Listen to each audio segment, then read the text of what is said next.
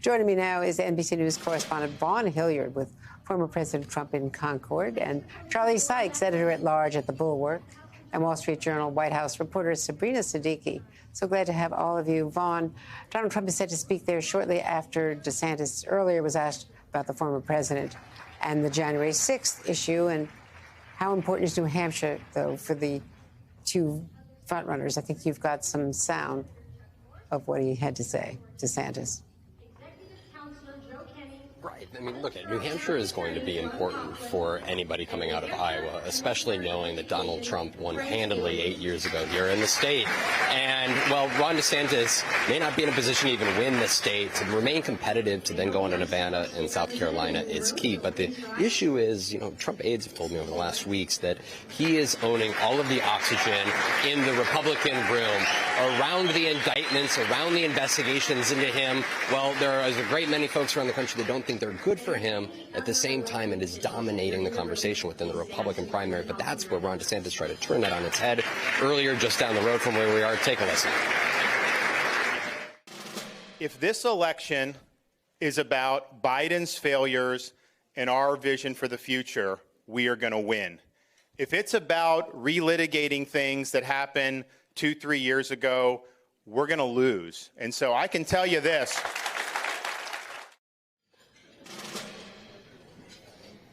Now, the problem for Ron DeSantis as he's looking at polling is, number one, he's down significantly, not only nationally, but here in New Hampshire. And I was having conversations with a few of the women here at this luncheon before this event began.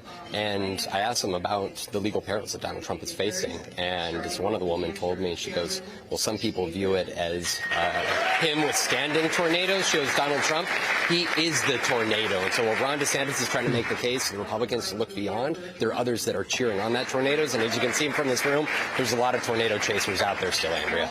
Yeah, for sure. Charlie, I want to get your reaction, though, to a new NBC News poll. It shows a growing lead for Donald Trump, expanding his lead with Republican voters, primary voters, over DeSantis. He's up by 5 points since his indictment on the federal case, despite his legal troubles since April. DeSantis is down by nearly 10 points. So you can see it's 51-22. That is a really big lead.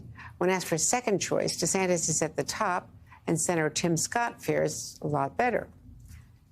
Is he now climbing up into third place? He might have some big advantages in Iowa as well.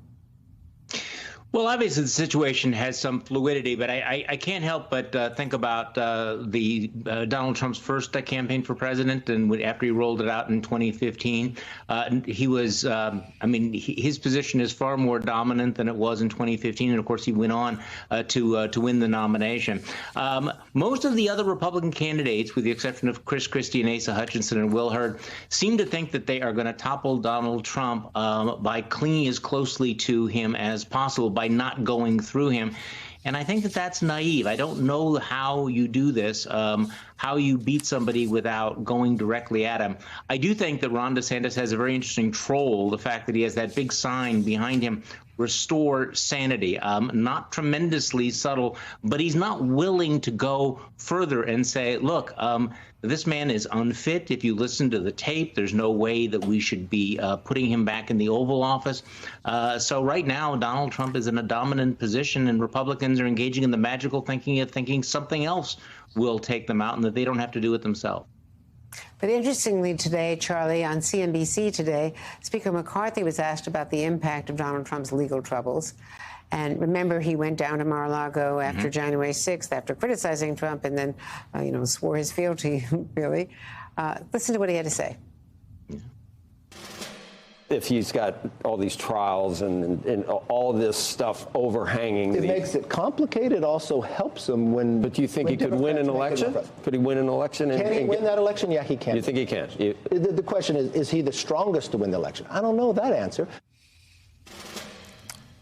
Well, sort of equivocating on Donald Trump. We haven't gotten the reaction. We may get it in this hour, actually, when Trump gets up on the stage. Give it 5 minutes.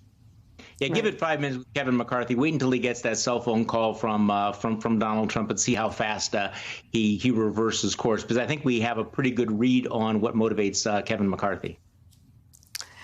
And Sabrina, let's talk about the NBC News poll, other data in it, because the poll has President Biden beating Donald Trump in a hypothetical matchup. By 68% of the voters, though, are worried about his physical health.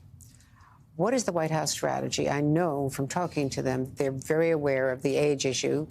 There's nothing they can do about his age, but how do they present? Well, I think you're seeing the Biden campaign largely focus more on his record and talking about issues that they say matter more to the American public, like the economy and jobs, and really trying to tout the legislative accomplishments that they say his administration has delivered. But of course, they are aware that there's a lot of focus on his age. And my colleagues at the Wall Street Journal reported that entertainment mogul Jeffrey Katzenberg has actually joined a group of advisors who are counseling President Biden to embrace his age, to use it as an advantage that shows his experience, to even have a sense of humor about it. So we'll see if that's a strategy that they take. But the thinking largely is that if this is a matchup, once again, between President Biden and former President Trump, yes, there is somewhat of a lack of enthusiasm around Biden, but they believe that a lot of the legal troubles that are surrounding Trump and just a general dissatisfaction or a desire to move beyond Trump within the electorate is something that will still work in the president's favor.